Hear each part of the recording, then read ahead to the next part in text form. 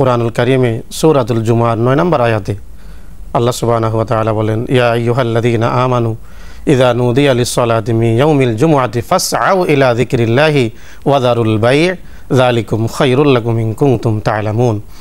যদিও এখানে জুমার দিকে ব্যবসা বাণিজ্য যখন জুমার জন্য আহ্বান করা হবে, ডাকা হবে, তখন আমাদেরকে আল্লাহর স্মরণের দিকে দৌড়াইতে হবে, ঝাঁপিয়ে পড়তে হবে। দৌড়ানোর অর্থটা, যে দৌড়ানোর অর্থটা এখানে দুইটা অর্থ। এক অর্থ হচ্ছে নামাজের জন্য প্রস্তুতি গ্রহণ করা, পূর্ব প্রস্তুতি যাকে বলা হয়। আমি যে কোনো কাজে থাকলে যে দুটার জন্য আমাদেরকে প্রস্তুতি নিতে হবে।